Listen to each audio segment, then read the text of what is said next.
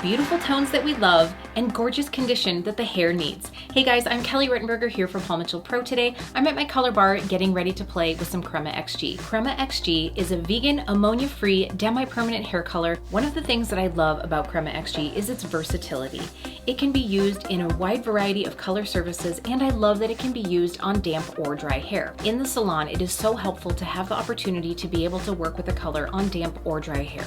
But how does that affect the outcome?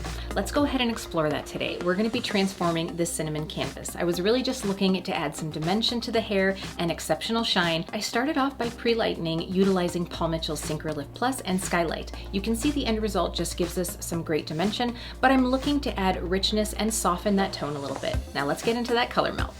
As I mentioned, I will be doing one half of the head applying to damp hair and one half of the head applying to fully dried hair. Our first step in the application is going to be to simply apply a deeper tone at the root. I'm really just looking to add a little bit of a chocolate vibe to this cinnamon situation. It's going to help add some depth and dimension, and then also make these brights seem brighter. Then we will go ahead and go through between the mid shafts and ends to add some tone to our previously done highlights. Now for that chocolatey base, I've chosen the formula 6N. As you can see, I don't have a ton of real estate in my color bar, but I really love the fact that I can choose to intermix shades to achieve in between levels. So we're going to take 2 parts of 7N and 1 part 5N to create 6N. We're going to mix that with 10 volume developer. All right, so starting off this root smudge, I will be choosing to work on the dry side and then heading over to the damp and then going through with our toner again on the dry and the damp. This way, I will be able to go ahead and let that color sit on the base where we're really wanting that intensity, and then we can work on those mid shafts and ends. I like to lay my first section over a foil just to keep the guest neckline nice and clean. And again, we're just working through about that first inch to inch and a half.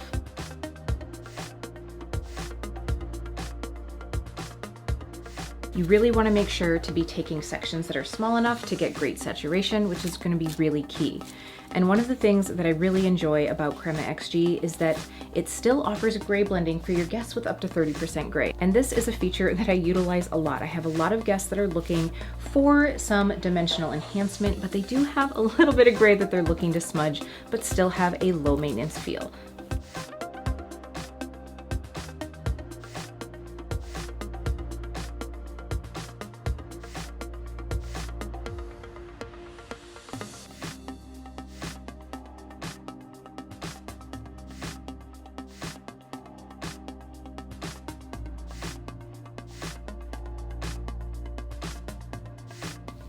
Now, I like to alternate just slightly how far I go down on each section. So if one section I go an inch, maybe the next one I go an inch and a quarter, and vice versa. So keep alternating just slightly so that we have a nice blended effect and it doesn't look too rooty.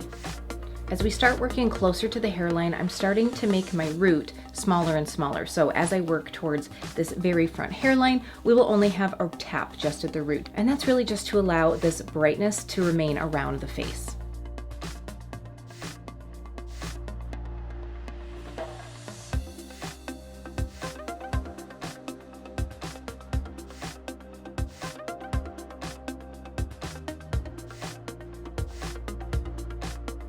Now, as I'm finishing up the application on the damp side, I do want to take a moment to just note, damp really is just that. It should feel pretty towel dried. There shouldn't be any water running off your guest's hair. If the hair is too saturated with water, you're really not going to get very good penetration of the color. So just keep that in mind. And also, as I start working through these ends, because they are starting to dry a bit, I will probably keep a spray bottle on hand and spray down the section before I apply.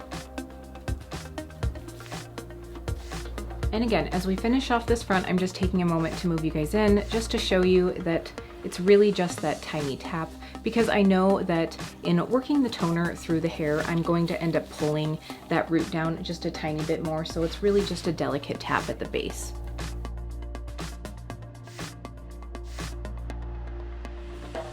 For our mid shafts and ends, I'm really just looking to cut out some of the citrus kick that blonde has.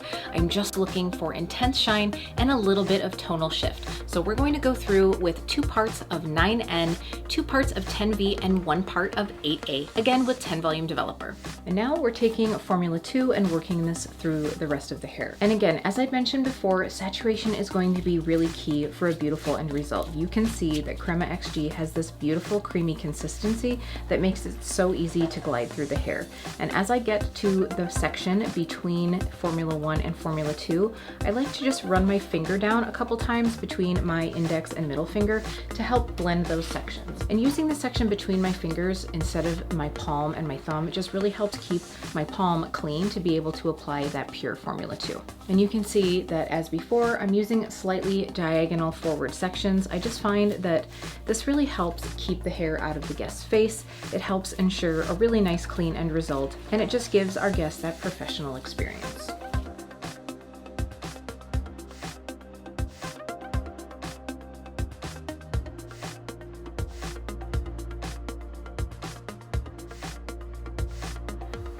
And you can see I'm also keeping a tail comb in my hand to section as I go rather than using my clip, so that none of this base formula ends up on her ends when I clip the hair out of the way. Just some of those little heartbreaking moments that you can avoid. And I know that it is the preference of some people to go through with a detangling comb or a wide tooth comb to help sort of blur that root line before you go through with your mid shaft and ends formula. You can certainly do that. I don't find it necessary. I do find that this little like finger smudge really helps pull those two products together, especially when I'm working within, shades that are within a couple levels of each other. And just to drive home the importance of saturation one more time, right here on this doll head, she has pretty intense density just at her crown. So I'm making sure to skinny up my section so that I can really have that product work all the way through the sections. If you need to, make sure you do a little cross check and make sure that the color is all the way through your sectioning as you go along.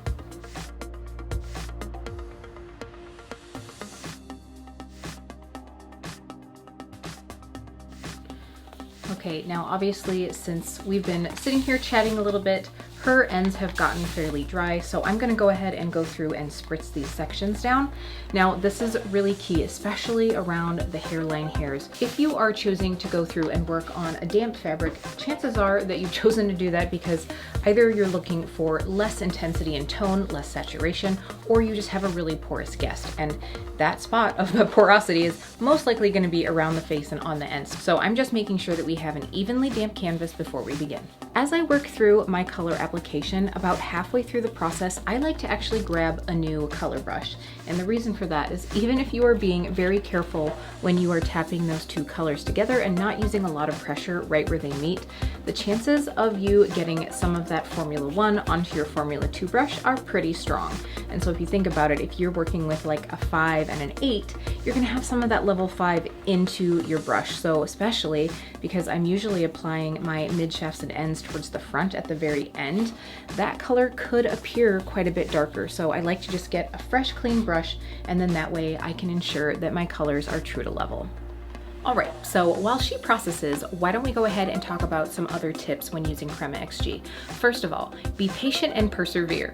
Don't get pressured into rinsing this color out too soon. Paul Mitchell's Crema XG processes for up to 20 minutes, and for me, leaving it on as long as I can is what's going to help lead to longevity. We want to really allow the time for that hair to swell a bit, to allow the cuticle to accept that color molecule so that we aren't just rinsing it down at the wash house. Now, if you were concerned about oversaturation or porosity issues, of course, we've already talked about applying to damp hair. That is one way that you can allow for a more translucent option. The other opportunity that you have to reduce that intensity of tone is to utilize the clear shade. Now, this can be used on its own as a clear gloss, but it can also be added to formulas to allow the dilution of that intensity. So this is a great way to use the formulation that you're looking for, but to shear it out a bit, to leave it on the hair longer, to allow that beautiful penetration. And I think we all know that sometimes color can look a lot deeper on the head as it processes, but I promise you that leaving the color on the hair for that recommended amount of time before you go ahead and rinse is going to allow for those beautiful end results and long-lasting tone.